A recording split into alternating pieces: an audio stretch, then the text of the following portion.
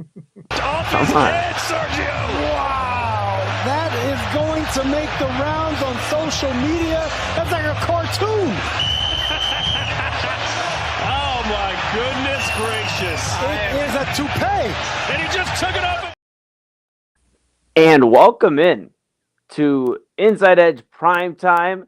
To my right, your left is Chad Bryan. I am Eli Moon, and hope you're having a great start to your week. Jarrell Miller, he had a victorious weekend at Madison Square Garden, but his toupee, as my guy Rob Rizicki would say, Chad, was not having a great week. And the barbershop that had done luxury suite, they did not seem to be in the greatest of spirits probably after that one, as they were the barbershop that took care of him. But Chad, Jarrell Miller gets a W. It seems like we all had kind of a good weekend. How are you doing and how are we feeling?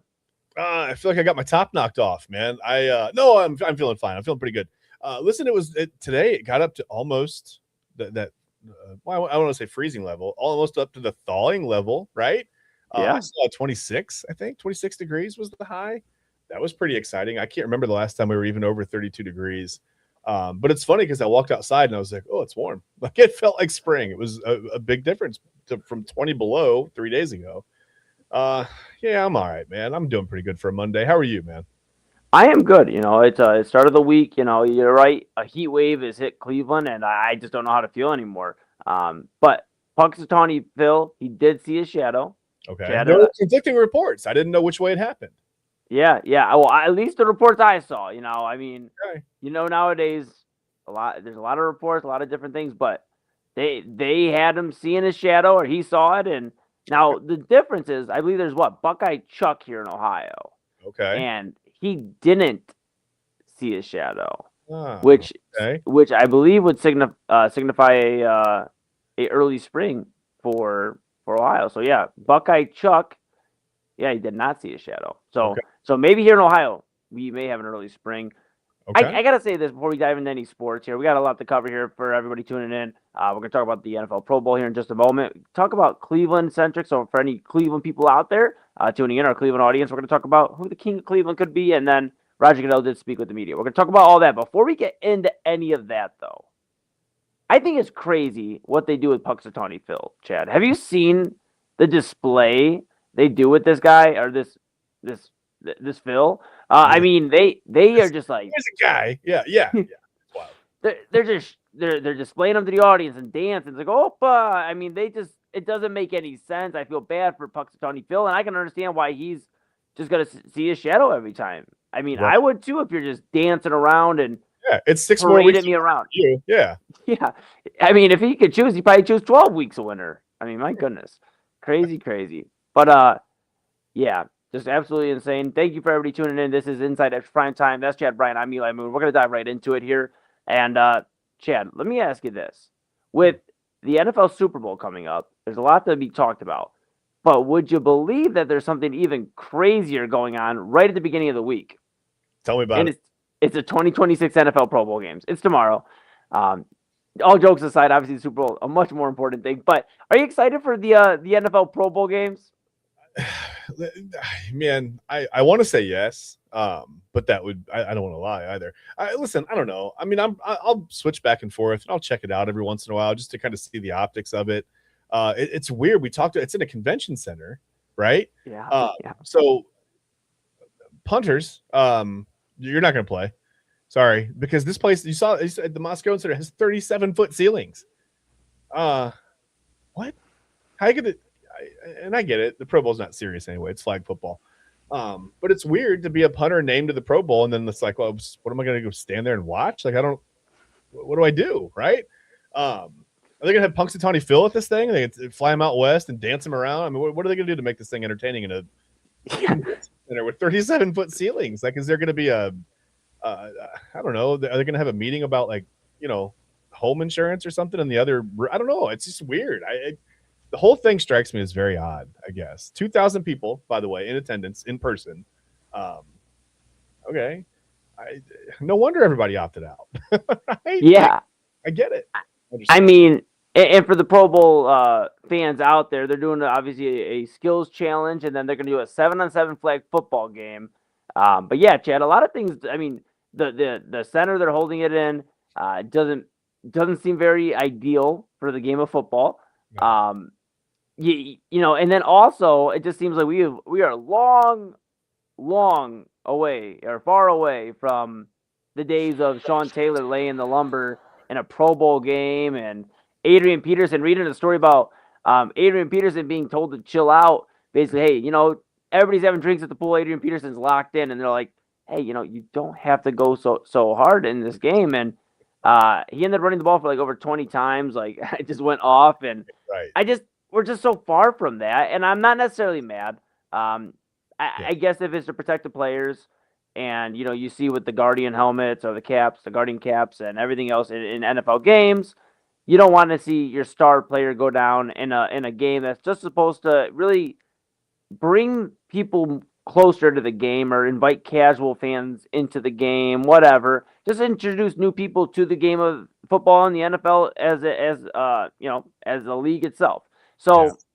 I guess I understand from that point, but I still got to be honest. I miss when they actually were playing. When you saw, this is the studded defense versus the explosive offense, and we're gonna see some real fun. And it's turned into to kind of just figuring it out. And it seems like that with all the All-Star games. Let's be very clear, except for MLB. They haven't got creative with that yet because it's really not broken. You just need the AL versus the NL. But NBA, NFL, they've experimented. It doesn't seem like it's been for the better in terms of like a good product besides just getting to see the stars. Yeah. But then you look at like the NHL when you have the world versus the USA or the different teams there. That or the four nations. My apologies. I think that was a good switch up, but Yeah. I mean, just interesting. Oh, sorry, I lost you for a second there. Yeah. Oh, you were all good. I just said very interesting. Where like the NHL thrives in that, but the NFL and the NBA haven't been able to have much success creating a different alternative that's still an entertaining product for fans tuning in, wanting to see some semblance of the game they watch every Sunday if you're an NFL fan, or throughout the NBA season if you're a basketball fan. Yeah. The basketball All-Star game, the NBA All-Star game, there's no defense in sight, right? It's basically just a shoot. And then maybe it would be better off being just a big just a big game of horse or something, right? Just have these guys making some crazy shots or whatever, seeing who can follow suit. What up, baseball? And this isn't a shot at football or basketball. I'm a baseball guy. I mean, I'm hardcore baseball guy. I played baseball not most of my life. I forgot how old I was. About half my life. It's not most of my life anymore. I can't say that. But I'm a baseball guy, and I barely watch the MLB All-Star game. I mean, the home run derby is still kind of fun, and maybe this is nostalgia. Maybe this is like little kid me, just remembering back to maybe I'm putting a little extra glitz and glamour on the memory or whatever. But I feel like the NBA All-Star Weekend was amazing when I was a kid. You had superstars involved in the three-point contest, superstars involved in the dunk contest. That was the best part of it. I mean, I've rarely watched the All-Star game. I couldn't have cared less about the All-Star game. But everything, all the skills competitions, they're pretty cool. But man, the three-point contest and that dunk contest were so much fun to watch as a kid. I really didn't watch the Pro Bowl much as a kid. I liked the All-Star game. I think one thing they need to do, they never should have gone with All-Star uniforms. I get it. It's marketing. I understand, right? Like, come buy because otherwise it's just, hey, buy a Reds jersey with an All-Star patch, right? That's probably not exciting. That's not a fun way to make a bunch of money if you're a large conglomerate, whatever. But I loved the different uniforms on the field. I always loved that look as a kid. I thought that was really cool in the MLB All-Star game. I think some of these All-Star games, but hockey's cool. Hockey's fine. Hockey's actually pretty cool. It's really cool. But all the other All-Star weekends, All-Star games, All-Star breaks, whatever, they're all kind of broken, Eli. Right? Yeah. I mean, and not to, just, I know we're talking overall here, but just to, I guess, go to NBA for a moment, even Mac McClung. I mean, the reason the All-Star dunk contest, on Saturday night, the reason it's got some sort of buzz is Mac McClung. Yeah. I mean, coming from like the G League, not really being on an NBA team, may get a 10-day contract, but he's winning the All-Star, or rather the slam dunk contest. And he declared that he's not going to be in it this year. And it's like, so, I mean, what are you going to get excited for? And I think it's just kind of been making its way towards this, though. I mean, for years here in Cleveland and across the NBA, we wanted LeBron James to be in the slam dunk contest. He was never in it. And then you look at the NFL, and when they started kind of leaning towards the concussions, as far as like safety towards that, like, hey, we need to focus on how to improve that. They obviously started leaning towards, well, we shouldn't have an 18th game in this case where these guys are going head to head. Now it talks of the NFL having an 18th game. They don't want a 19th game potentially, where so, get 46 pretty soon, right?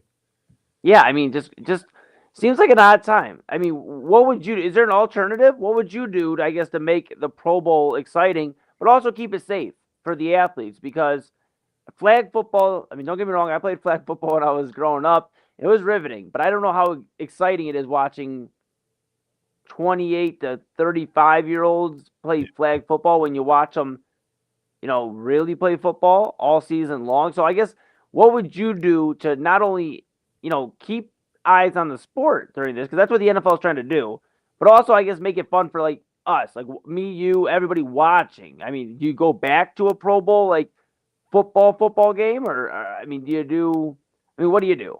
Well, okay, first of all, we talked about the NBA All-Star game, and I want to say the score of the previous NBA All-Star game was 211 to 186. I mean, if that's not some NBA Live 95 12-minute quarter garbage, I don't know what it is. Anyway, that's beside the point. They just have the sliders up. They just have the sliders up.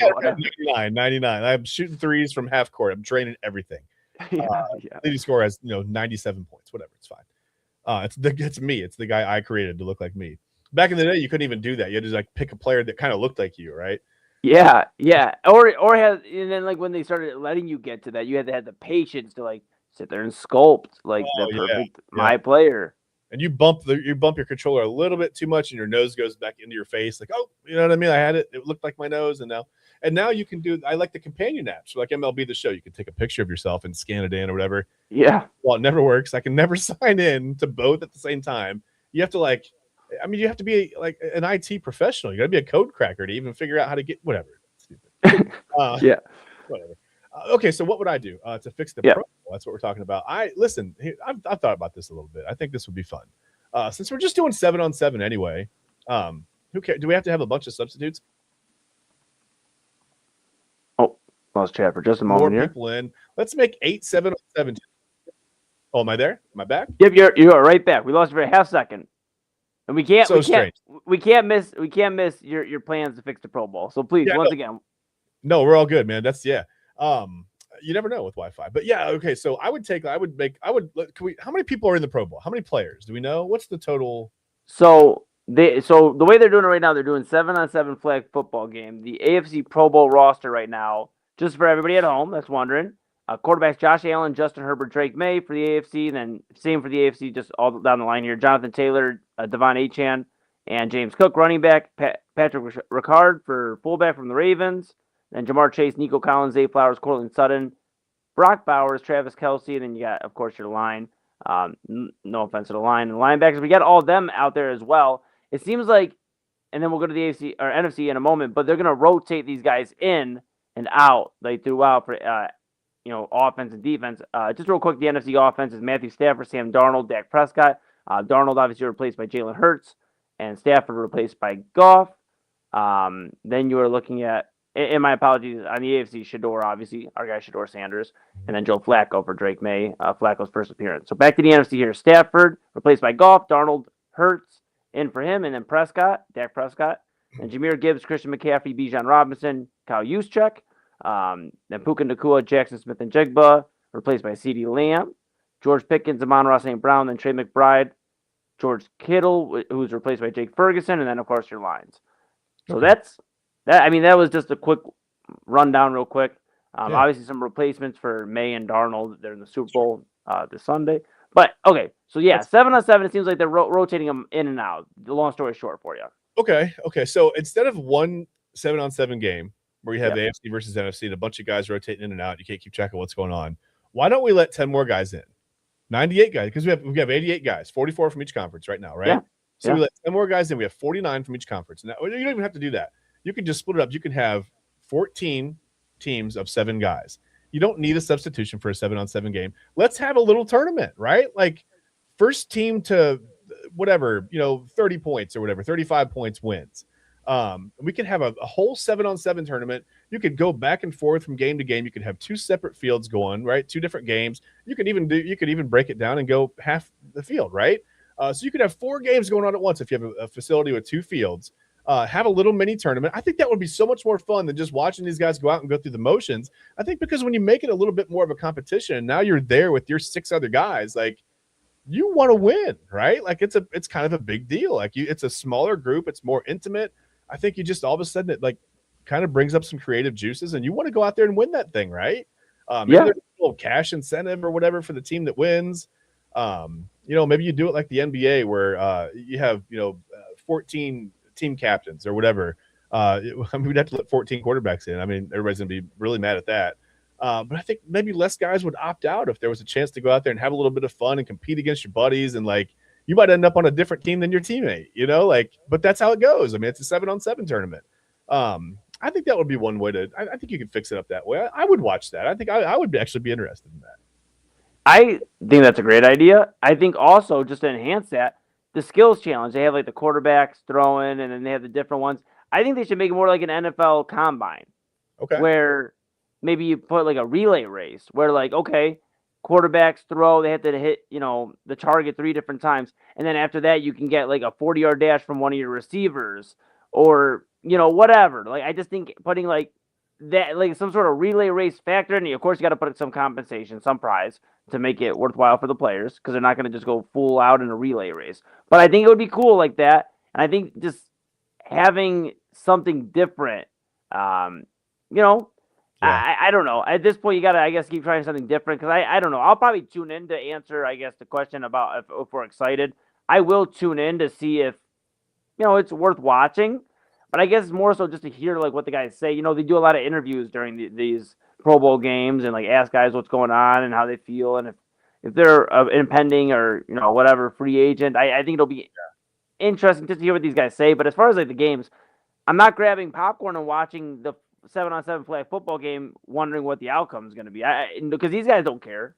No, at this point, I'd rather it be like a company picnic where it's like you have the 3-legged sack race, like the egg, relay or whatever with the spoons, whatever. I mean, that would be more fun to watch for me. But yeah, I think if you made it a little bit of a tournament and kind of put some stakes on it or whatever, not steaks. You can have steak, that's fine. Steak and potatoes, that's great.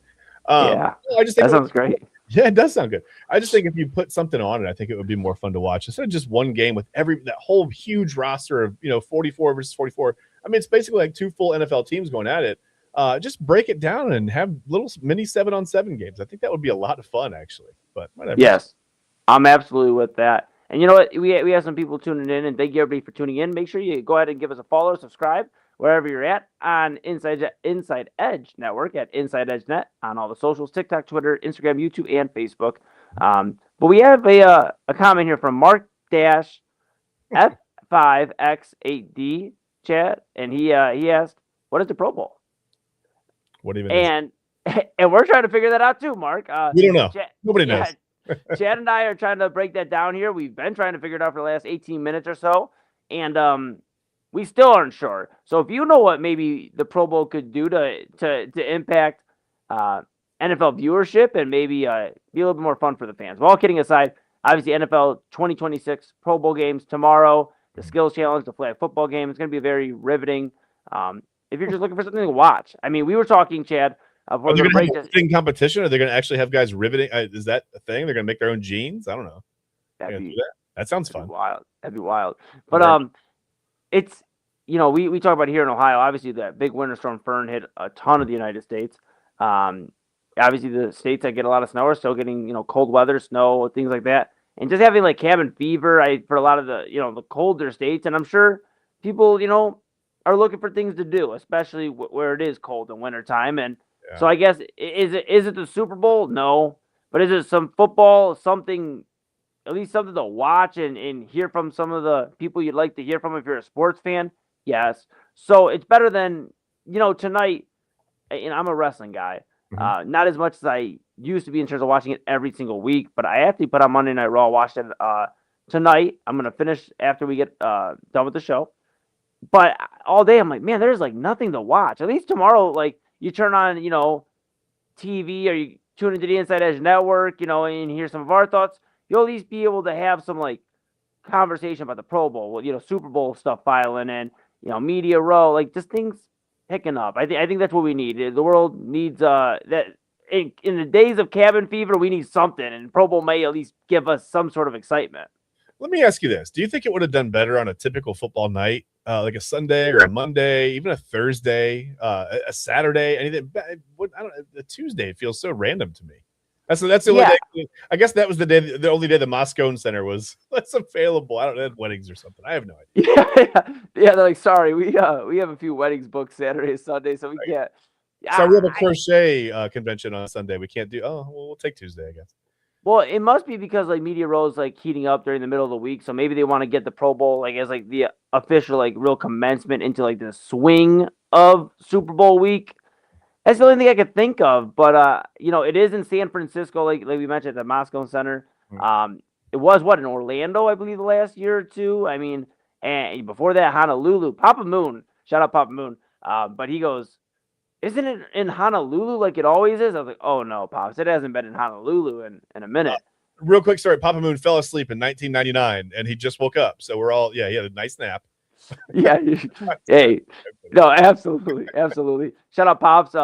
You can check him out here on the Inside Edge Network if you want to hear some of his thoughts. Real Talk with Papa Moon, Saturdays at 5 p.m. Actually is right after Chad, TK. They do a legal formation around the 11 a.m. to 1 p.m. Times here on the Eastern Coast of the United States. So really good stuff. And you guys had a great show this past week. Followed with a Sunday Sports Show, the debut of Sunday Sports Show, transitioning there from the NFL pregame show with Ryan Mosser and TK and yourself. So make sure you stay locked in. We got a lot of great weekend coverage, and all week long, Chad and I will be with you here on Inside Edge Primetime, back for another week. So, Chad, we talked a good amount of Pro Bowl stuff. Yeah. And we didn't get canceled yet, Eli. Our program director did not cancel us yet. That's really good news. Very good news. In fact, he might let us go another week if we keep doing all right. Hey, so he doesn't watch. With that being said, we are going to take a quick pause. We're going to let everybody grab a quick refreshment. If you need a quick bite, or if you're on the East Coast or West Coast, that is, maybe dinner time. So go ahead and grab dinner. Keep us on, put us up at the dinner table, put us on the big screen, and have dinner with Chad and I. We'll talk here about some Cleveland-centric stuff here for all of our Ohio peeps. Right now, obviously, we haven't won a championship in 10 years here in Cleveland. 2016, the Cavaliers were the last champion. And everybody talks about LeBron James being the king of Cleveland, as far as history says. Now, I'm not debating that per se, Chad. Right. But when it comes to right now, the Guardians, the Cavaliers, and the Browns, the main three sports teams here in Cleveland, who is the king of Cleveland right now? So with that, we'll discuss the three stars of these sports teams here in Northeast Ohio. And Chad and I will have a discussion of who we believe the king of Cleveland is right now. It may surprise you, or maybe you're on the same track as us. So that is Chad Bryan to my right, your left. I am Eli Moon. This is Inside Edge Primetime here on the Inside Edge Network, and we'll be back right after this.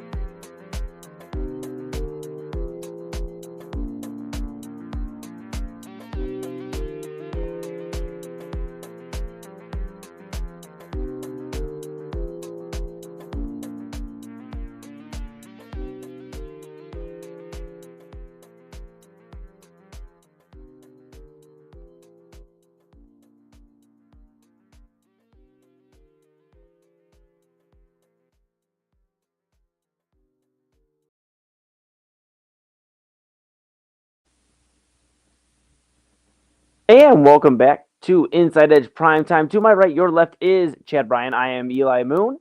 And we just talked quite a bit about the 2026 NFL Pro Bowl games, which are taking place in San Francisco tomorrow.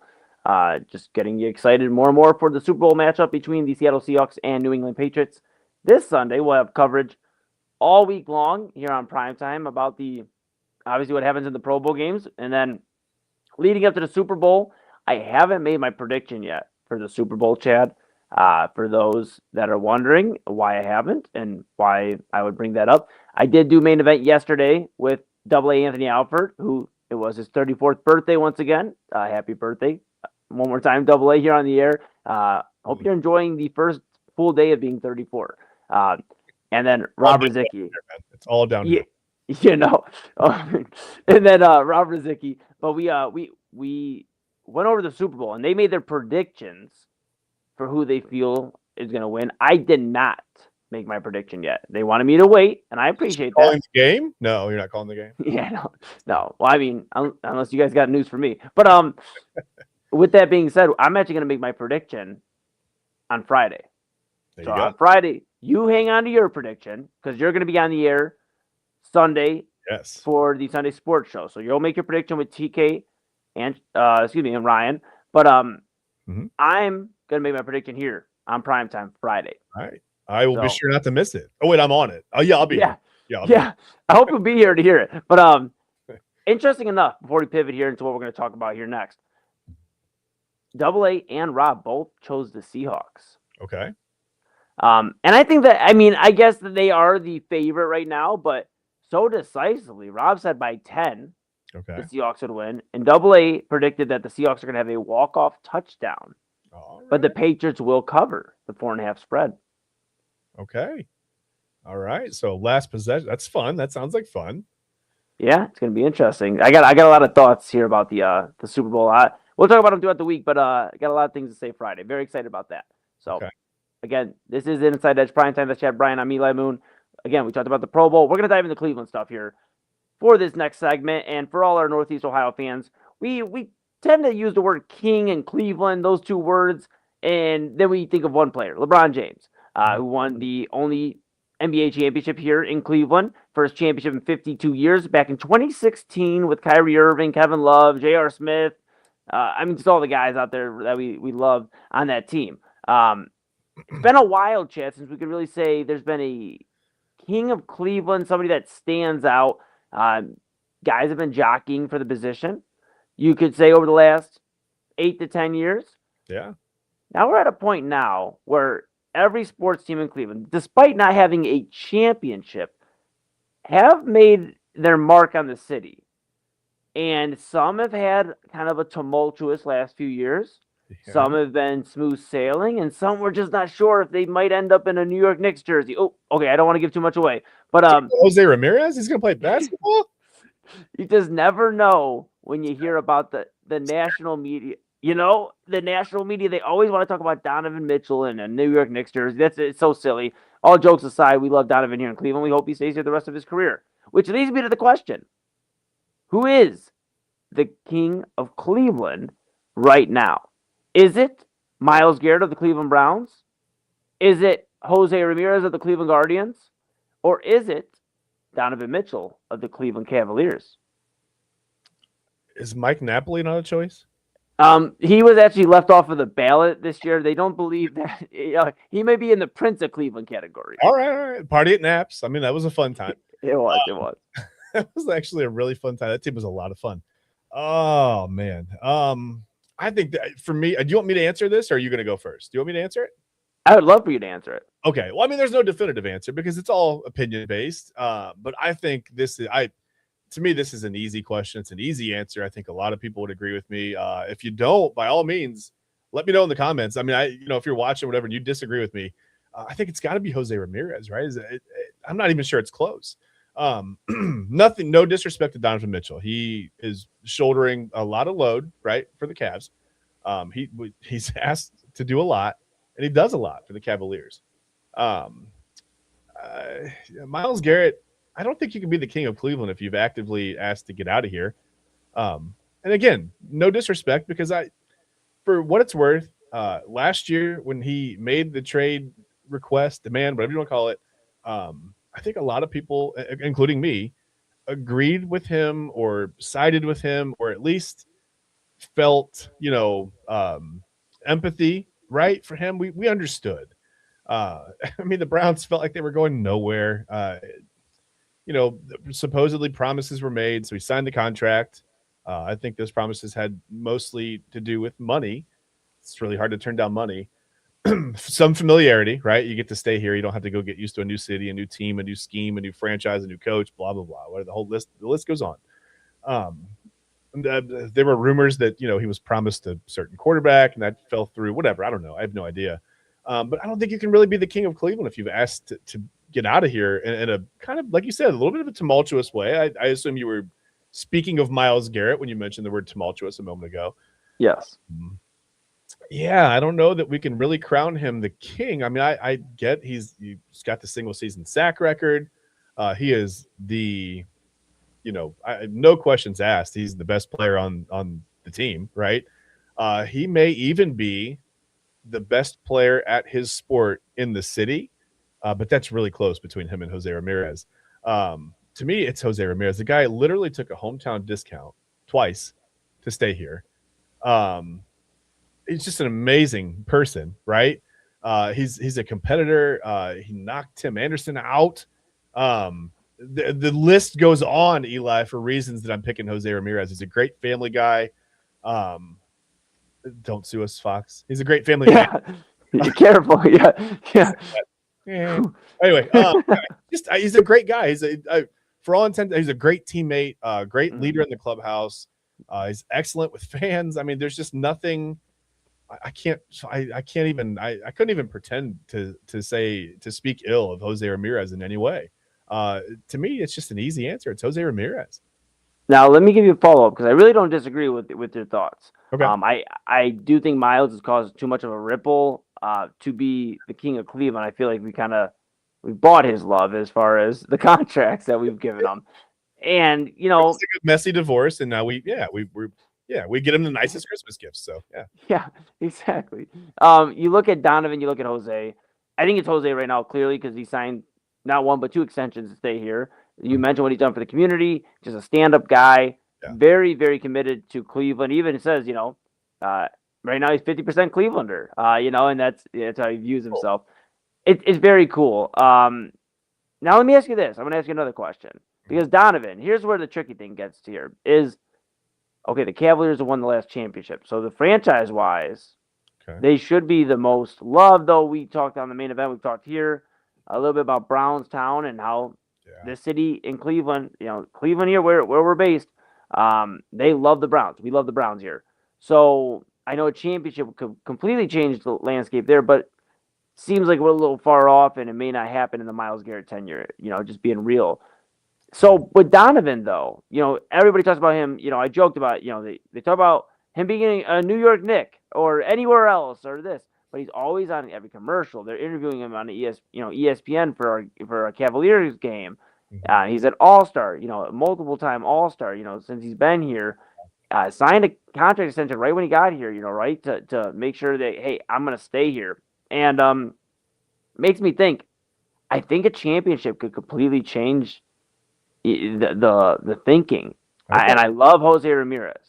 Yeah. But think about the buzz that Donovan Mitchell has brought to Cleveland. Jose Ramirez is so let me take a step back. I guess when we define king of Cleveland, is it who put Cleveland on the map or who is loyal to Cleveland? Because if we're saying loyal, it's Jose Ramirez. He's been here his whole career, signed 2 extensions, and we know we're always going to compete with Jose Ramirez. That's not a question. Yeah. When you look at Donovan Mitchell, the Cavaliers started getting a lot more national media games, nationally televised games. They started getting a lot more buzz. The Cavaliers were getting a lot more hate as opposed to when it was before Donovan, and they're trying to figure it out with the Colin Sexton run and Darius Garland, who's going to be the point guard, who should go and who should stay. Yeah. But now the Cavs are in every conversation. It's a shock the Cavs aren't doing good, or if they aren't doing good to national media. That was never really the case after LeBron left for the first few years. Yeah. It makes me think, and the Cavs had their downfall in the second round, and they're trying to figure it out this year, but maybe they bring in, I know we're not supposed to say it too loud, but if they bring in Giannis. Potentially. He's Or got like to say his name like that, right? Like that's excellent marketing, right? First of all, that's a cologne. Giannis. You know what I mean? Yeah. Like smells like that's okay. I'm sorry. But if they bring in Giannis, Chad, or whatever, and Donovan brings in a championship here in the next year or two, yeah, we could really be having a conversation of Donovan Mitchell being the next king of Cleveland. I mean, Jalen Tyson was ready to crown him as the next guy of the franchise. Yeah. And I don't think it's far off to think that based off the buzz he brings here and a potential championship, that Donovan Mitchell could be known as the greatest Cleveland athlete of the 2020s, which is a crazy statement to say, but here we are in 2026. We haven't had a championship in this decade so far. Yeah, we love our titles here. All two of them. I don't count that. Listen, pre-Super Bowl titles are fun. They're fun to talk about. I know they lumped them in and they count those now. But to me, I mean, life was black and white back then. It wasn't even in color, right? Like literal life, not just TV. I don't know. I mean, you can count them if you want, and I'm not against it, but it feels a little weird to be like, hey, now we have these 5 champions, 6, whatever, right? Like it's weird. I think Super Bowl 1 is where it starts. That's the modern era of football. You talk about the modern era of baseball. People pick and choose all the time. I saw a post the other day that was like, since 1969, here are the best single season ERAs. I'm like, well, what about Bob Gibson in 1968? Like, I get it. They lowered the mound. So I guess that, okay, the modern era is when they lowered the mound. That's fine. I get that. That's a tangible point where you can start from. You can say, well, Bob Gibson threw from a mound that was, 6 inches higher or whatever. Clear advantage. You got to hit the ball. It's moving on 2 planes now, right? It's coming down and it's whatever. And by the way, Bob Gibson was hella intimidating. So yeah, him throwing from a higher mound is terrifying. Basketball, I don't know. What's the modern era in basketball? I mean, do you, the Bird Magic, are we going from there? Not the 70s, right? So 1980, where do we draw that line? Right. I forget what I was doing. I don't even know what my point was. I got so worked up about the mound getting lowered in baseball. But yeah, I think you just have to start at modern era championships to really think about. So again, the Browns championships back in the day were fine. I know there are a lot of people still alive that saw those. It doesn't mean they didn't happen. They just weren't Super Bowl championships, and that's the ultimate measuring stick right now. I mean, I don't know. But you bring up an excellent point. If you do, not once you do, like it's a sure thing, but if you do win another championship, if you're the Cavs, Donovan Mitchell is the clear face of that team. But what, like you said, now what if they bring in Giannis and they win a championship? Now who? You said it a little too loud, Chad. His name. Giannis. You bring in that guy, and here's a guy. Boom. And they win a chance. All of a sudden, he's the face of the franchise, right? Because he's the superstar. He's not the Cleveland guy, though. He's not Cleveland through and through. I mean, Donovan Mitchell's been here with us through, some thick and some thin, and it's a tougher argument than I thought. But I still think it's Jose Ramirez. I still think you have to give it to Ramirez.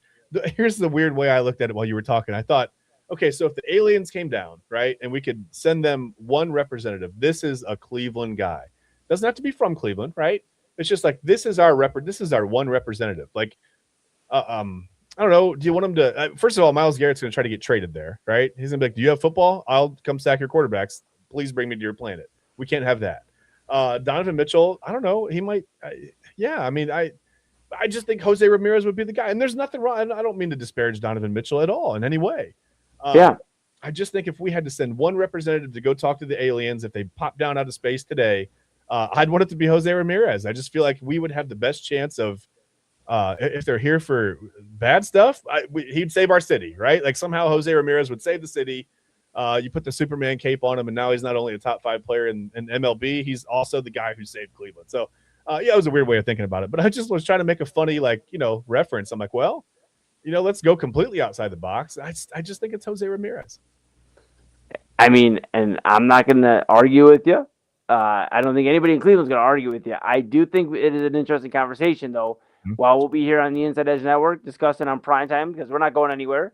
We're just going to start it as a network and here with the show on Inside Edge Primetime. So maybe in a year from now, we're having a different discussion about, hey, maybe it's Donovan City. Maybe he ends up on the big billboard right outside, there in downtown Cleveland where LeBron was once throwing up his signature, his signature move with the chalk. So keep an eye on that. But that is our Cleveland-centric discussion. Appreciate everybody tuning in worldwide and listening in. Even if you're not a Clevelander, appreciate you hearing our thoughts. Again, make sure you go ahead and give us a follow, Inside Edge Net, on all the socials there on the ticker at the bottom. TikTok, Twitter, Instagram, YouTube, and Facebook. That's Chad Bryan to my right. I am Eli Moon. We have one more segment here in our hour of prime time. And Roger Goodell, he spoke to the media, Chad. He had some thoughts about the Super Bowl halftime show with Bad Bunny. He had thoughts about an 18-game NFL season. And he even had thoughts about Bill Belichick. Okay. So with that being said, we're going to talk about all of that when we come back. We'll give our final thoughts here before we wrap up this Monday and send you on your way. Again, this is Inside Edge Primetime. That's Chad Bryan. I'm Eli Moon. This is the Inside Edge Network, and we'll be right back after this.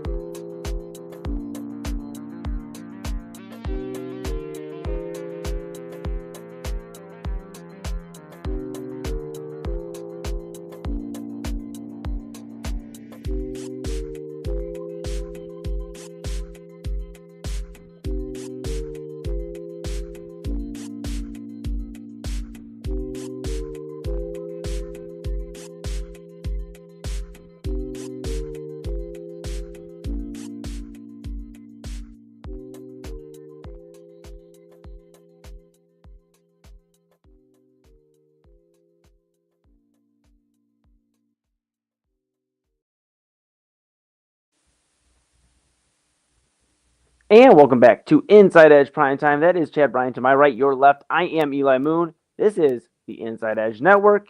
And thank you for tuning in, whether you're on the East Coast, West Coast, or somewhere in the United States or across the world. We appreciate you. We are your source for everything sports, entertainment, mental health, and everything in between. And we've talked quite a bit here today. Kind of a slow news day for the most part on Monday.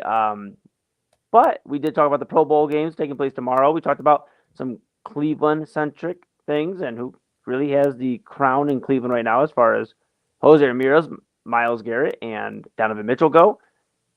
And Chad, we have to discuss Roger Goodell to end this show. Yeah. And this primetime edition before we regroup for tomorrow in the evening once again. Roger Goodell, the NFL commissioner, spoke with the media, and he has some things to say. I guess I'm not sure where to start. I guess we'll start with an 18-game NFL season. Mm-hmm. Roger Goodell did mention when talking about the NFL and an 18-game season that they haven't had any formal discussion. He did mention that the 16 to 17 games in 2021, that transition, expanding the season went quite smoothly. But Goodell said the NFL and the Players Union have not had any formal discussions about an 18-game schedule. He added that the two sides have had very little informal conversations. This is from the report from ESPN, again, from out in California, having that discussion today with the media. My question to you is, we just talked about the Pro Bowl and how we don't want, and the NFL probably doesn't want players getting hurt in meaningless games.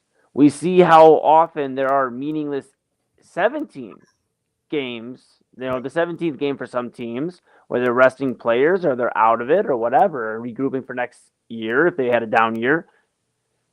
With all that being said, do you think there should be an 18-game NFL season? Is there any benefit other than the NFL making more money? Yeah, I mean, that's my question. I don't know how. Yeah. That's it. I mean, I don't know.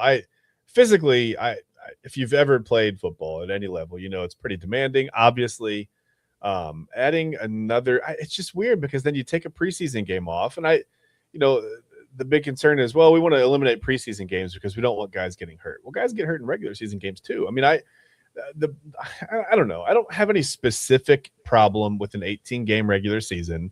We're already at 17. It's not like we're adding 5 weeks or whatever to the season, right?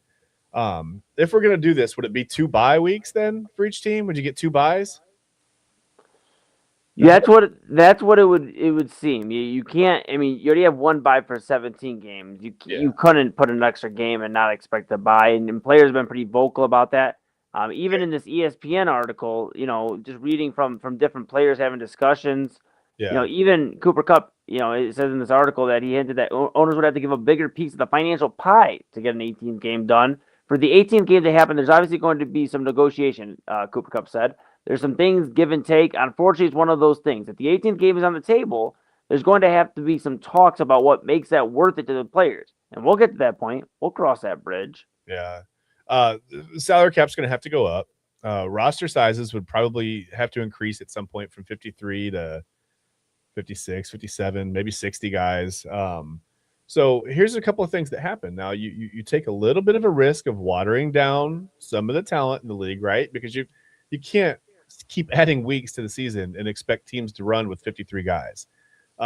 It's too hard with IR. You can only put guys on IR for so many times. You practice squad guys, you shuffle back and forth. But sometimes you can't afford to. That's a tough situation anyway. And now you're adding 2 weeks to the season. So AA already lost the Super Bowl on his birthday weekend. That's ridiculous. First of all, that should be our main concern, is the fact that AA no longer has the Super Bowl on his birthday weekend. That's not fair.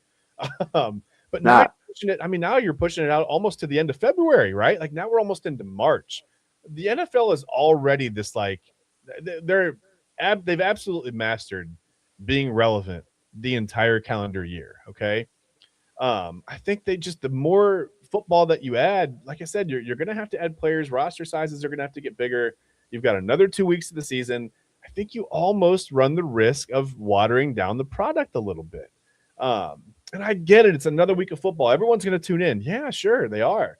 But if they do this, Eli, if they do an 18-game season, can we please can we please explore the idea of doing rivalry weeks in the NFL? Can we please have like a divisional rivalry week? And then, if you want to have like a more there are some traditional rivalries that are outside the division or whatever, but I think we need a divisional rivalry week. Like it has to be like Browns, Bengals, Steelers, Ravens one week, right? When Sunday has to be that, or whatever, Monday, Thursday. Not for the Browns. We don't get primetime games. But I think you've got to like explore the idea of having something later in the season and early in the season. Early in the season to kind of drum up like, hey, in week 3, we get right into it, right? Like you get a couple weeks to get back into football, and then boom, it's rivalry week. And then, week 18, hey, I know the Browns, whatever, that's fine. They're 3-14 coming in. But you know what? At least they play the Steelers, right? Like they play the Bengals, something. It's the Battle of Ohio in week 18. It's Browns, Steelers. It's whatever. I think that would be a lot of fun. I just think that would be something to maybe soften the blow a little bit for some of these teams that are, like in the situation the Raiders or the Jets would have been in. Like, yeah, you're playing for the top pick, but now there's something legitimate, tangible. Like it's an actual rivalry game. It's a reason to watch. Sometimes rivalry games, it's not quite college football. I get it. But you still get that little bit of extra, there's a little bit of extra talk on Browns Ravens weeks. And they're not such a rivalry because, whatever, there hasn't been the history of like Browns Steelers, Browns Bengals or whatever. But it's a pretty big rivalry because they took our football team, right? Like that makes it instant heated kind of a rivalry, I think you've got to explore the option of doing that. There has to be a reason to add an extra week other than just, well, hey, you guys don't understand. We make money hand over foot. Like play another game. You know what I mean? That just seems weird. Like Cooper Kupp said, you've got to make it worth it to the players. Salary cap's going to have to rise. Again, roster sizes are going to have to go up. Something's going to have to be on the table. It's going to have to be something watchable. Because if not, like I said, you just get so many games in there that like now teams quit in week 14 instead of week, whatever. I don't know. I'm not a huge fan of it, but if they do make the decision to do that, I think you have to add some kind of reason to watch late in the season because now your team just feel even more out of it. It's like another week to be not in the playoff hunt. Like you get tired of seeing that graphic and the Browns are never in it. You got to do something to make it A, fair to the players, worthwhile, and B, watchable for teams who have been out since week 12. I mean, that and the injuries. We already saw like the amount of injuries. Yeah. And that happened before the playoffs, right before or during the playoffs. We mentioned Bo Nix going down in the AFC divisional game, the AFC divisional round before the conference championship, and they mentioned that it was an ankle injury that was going to happen at some point. It was almost inevitable. Yeah. But you imagine the wear and tear of a 17-game season. Now imagine an 18-game season, and what that does for the Broncos and, how that changes the seeding for the AFC. I mean, you got to imagine, with 3 preseason games, 18 games, a playoff run, you're playing almost 30 games. Yeah. Maybe players are going to want fully guaranteed contracts no matter what now, right? Like there is no whatever. I don't know. I'm not sure you got to add something. Yeah, you got to look out for the players, and Cooper Kupp mentioned that, that they're going to have these discussions. There is no formal discussions as of yet. I'm sure they will definitely be ramping up here pretty soon. So keep an eye on that. Yes, Roger Goodell, NFL commissioner, he did speak today. As you're just tuning in, Chad, Bryan, Eli Moon, we're breaking down all of the commissioner's discussions, main points. Something else that caught my attention, Chad, was the mention of Bill Belichick and the NFL's role, or maybe not their role with the Hall of Fame. So with that being said, obviously for Bill Belichick, he needed 80% of the votes to become a first ballot Hall of Famer, a Hall of Famer in general, but it was his first year on the ballot. So he did not get that. Shocked a lot of people around the sports world.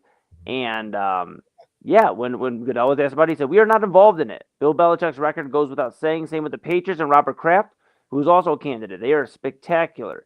They've contributed so much to this game, and I believe they will be Hall of Famers." And that's pretty much all he had to say as per the ESPN article. It seems like Goodell's kind of just staying away from this. The Hall of Fame's announced, made their statement that, we're going to look into this. And if voters are, if there's foul play being done here, then we're going to have to, people are going to lose their right to vote.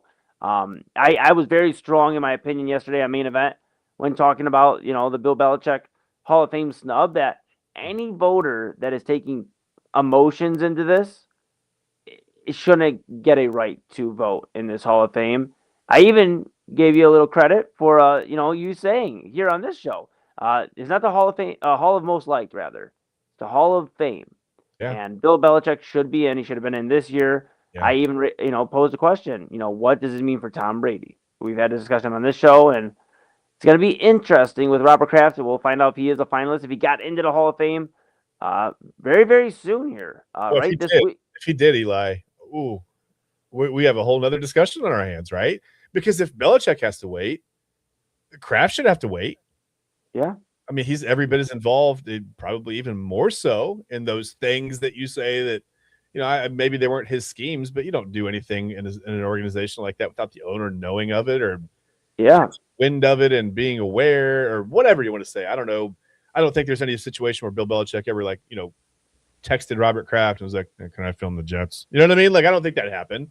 Even his texts have that tone of voice. That's amazing. But I don't think it was necessarily like that. But listen, I mean, you don't do anything within a multi-billion-dollar organization without the owner knowing about it. Yeah, and it's interesting that the NFL is staying away from it, considering that the NFL is pretty much the Hall of Fame. They are like the sports league, the football league that you go to the NFL or you go to the Pro Football Hall of Fame. People even probably mistakenly call it the NFL Hall of Fame because that's what they think of. So for them to be like, we have nothing to do with it, just seems a little odd to me, especially when there's like this type of type of issue, because it's not like just somebody that had a good career and maybe should have been in. He got snubbed. This is a guy that NFL guys in then, like. I mean, yeah, it's what I'm wondering. Like, what exactly are we? What exactly is the Hall of Fame then? Because everything I've seen is NFL related. So if they have nothing to do with the Hall of Fame, then I'm just confused. So I guess maybe we need like more understanding on. I guess this whole thing, like, why is the NFL staying away from this when this is a pretty big deal? This is one of your most important legends. If you're like the NFL, you're mad that like the Hall of Fame is not honoring the actual legacy of the game, or maybe Goodell is just mad at Belichick. I mean, he did. Rob Rizicki brings up a main event yesterday that he brought it up rather that Bill Belichick upset a lot of people, and maybe that makes people feel like they can have this type of feeling towards Bill Belichick and kind of wreak havoc on him now because he couldn't when he was coaching on the football field. Or maybe Robert Kraft paid his fines in an actual check or a wire transfer, and Bill Belichick paid his in pennies. We don't know. I mean, we have no idea. He could have done anything to upset Roger Goodell. Yeah, you're absolutely right. Now, with that being said, we have one more topic to discuss here about Commissioner Roger Goodell and his thoughts on the NFL and things going on. The Super Bowl is this Sunday, Chad. Yes. Bad Bunny is the halftime performer. Green Day is also going to be a part before the game, performing, I believe. So very exciting there. A lot of great stuff. Actually, shout out La Russell, independent artist out of Vallejo in the Bay. Obviously, the Super Bowl is in the Bay in California, and he's going to be doing a performance as well at some point during the Super Bowl. Very cool. On a side note, he did like a obviously I make music as well, part of the collective La Hele.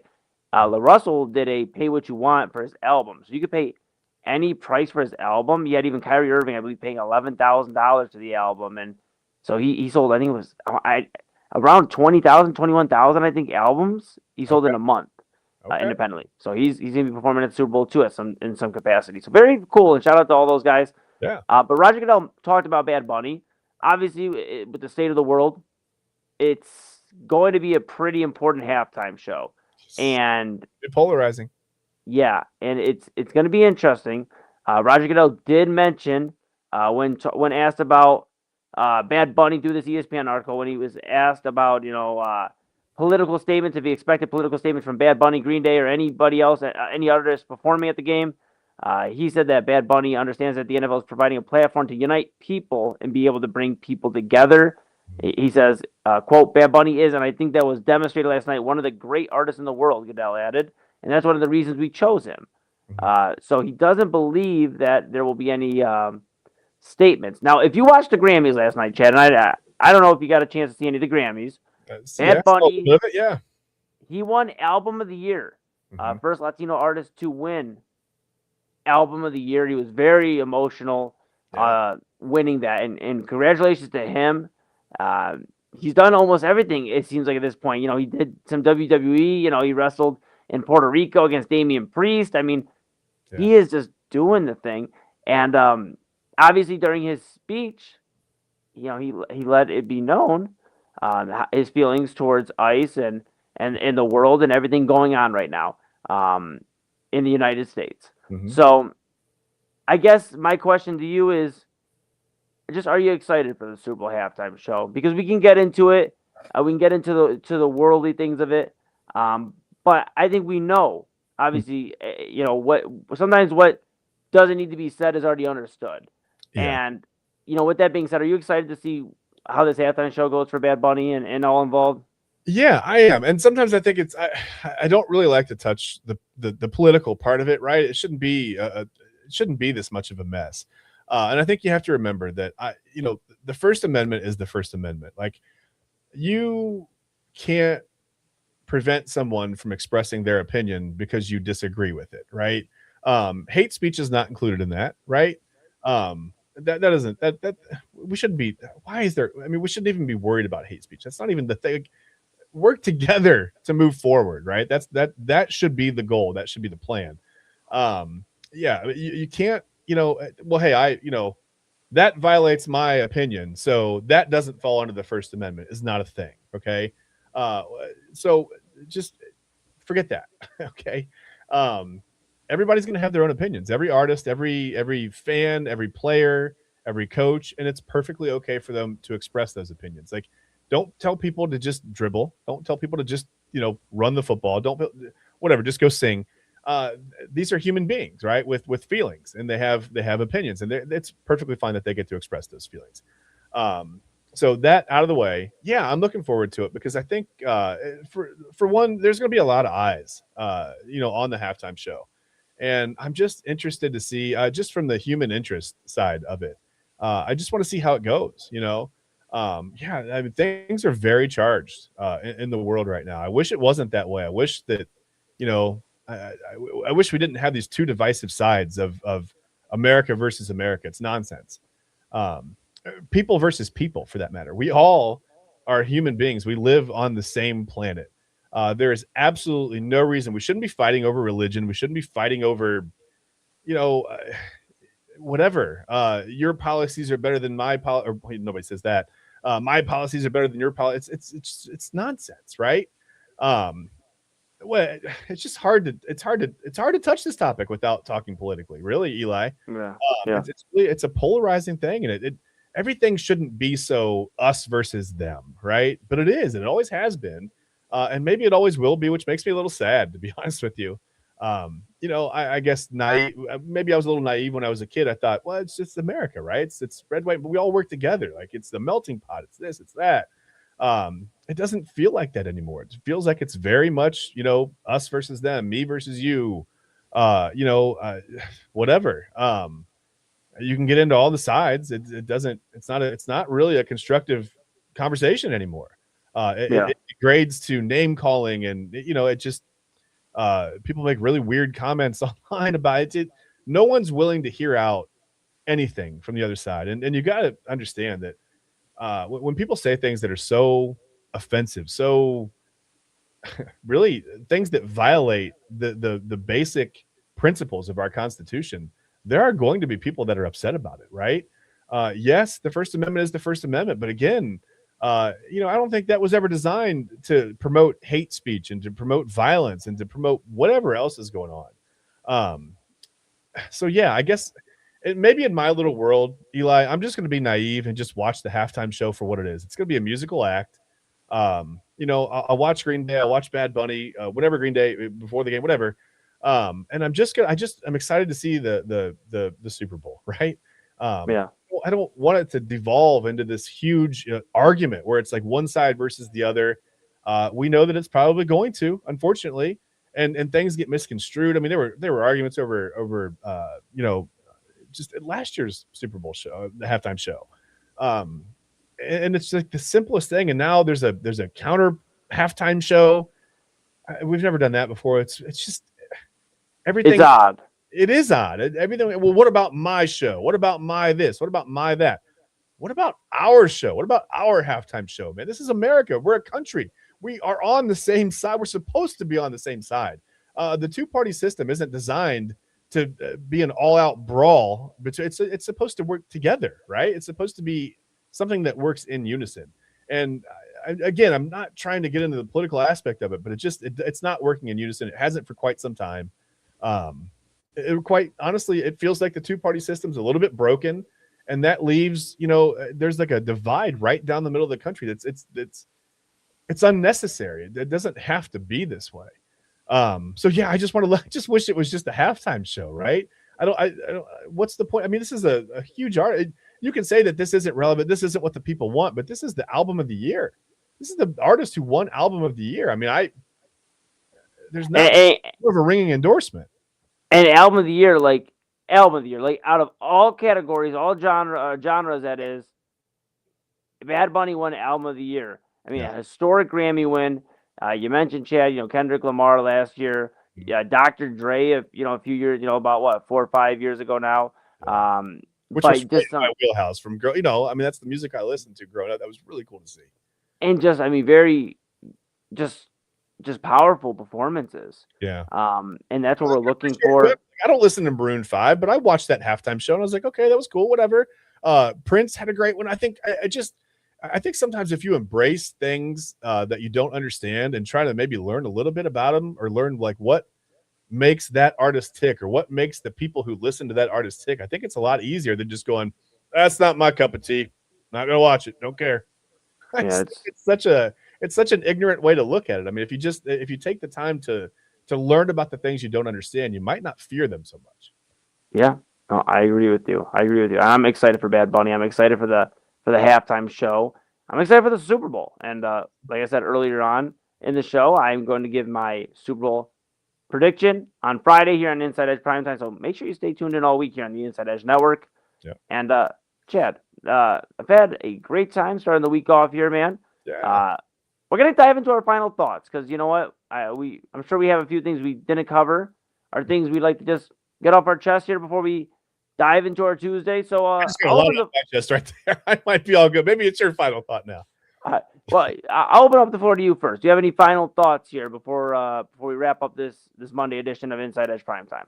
No, just soak the last week of football up, man. It's going to be a long time before we see, professional football again. There's all the, I mean, I know there's the like spring leagues and stuff, USF, whatever. And those are fun to watch, but it's not professional football. It's not NFL. It's not college football. For me, there's nothing better than college football. I love watching the NFL. It's fun. But even as a baseball guy, I love college football season. I can't believe how fast it went. So if you're an NFL person, if you're out there and you love the NFL, I mean, soak it up. We're down to the last, 6 days, right? We got the Pro Bowl this week. All the press stuff. That's always fun. Somebody always makes a star of themselves. There's always a kid on press row that's like, a superstar. I think that's always fun to see. Because this is supposed to be about fans, right? Yep. The ultimate thing is like, it should be about the kids, right? The kids are the most important fans that we have. Kids are the most important thing that we have in the world, period. Everything really should revolve around them. It should be a lot of fun. So let's not argue this week. Let's just soak all the football in. Let's enjoy it. Let's enjoy the Super Bowl. Let's watch the Seahawks play the Patriots. You may not like the Patriots. I don't know why in the world you wouldn't like the Seahawks. I mean, they haven't done anything to anybody, but just try to, like I said, just soak up this last week of football and just try to put down your differences for a week and just, man, enjoy the Super Bowl. It's Super Bowl 60. I mean, we've done this 60 times now and we're fighting about the halftime show. Like, let's just chill out and enjoy football for a week. Let's just have fun. Well, I'm with that. Also, with that being said, we're talking about football. Browns and Saints in Paris. We did talk about that today, but our new head coach here in Cleveland Browns head coach Todd Monken, is going to be speaking to the media here in Cleveland tomorrow. Yeah. So we will have coverage of that on Inside Edge Primetime here at 10 p.m. Eastern Time, Chad and I. And we'll also talk about the Browns and Saints in Paris. I mean, couldn't think of two better teams to send to Paris debut, in France, than the Browns and the Saints. So what is this? Like, what? They're going to be like, what is this football? Like, we don't want this football. Why did they send us these teams? You know what I mean? Like, least there's the fleur de lis. I guess you got that for the Saints. That would be absolutely. I don't know what else that game offers to the people of Paris, but whatever. That's it's going to be. So it's fine. Yeah. No, we'll have to keep it. Sorry, Paris. We're sorry. Yeah, we'll have to keep an eye on that. Todd Monken will have reaction on his talk with the media, his press conference. We'll talk about Browns and Saints some more in Paris and just break down that and talk about the NFL just going global more and more. And we'll also talk about some more sports stories that break throughout the day. And we'll keep you on your toes out there, America and the world. Okay, we'll talk about some fun stuff though. We got Inside Edge Primetime all week long, 10 p.m. to 11 p.m. Sometimes we do start a few minutes after. You caught us today around 10:30. So just go ahead and do us a favor. Follow, subscribe to the Inside Edge Network on Inside Edge Net. You'll get an alert when we go live. So if we are running a little behind, you can get tuned in right when we get on live. Yep. So, but typically within that 10 o'clock hour, 10 to 11, you see as today, we went a little bit past 11. It's 11:48.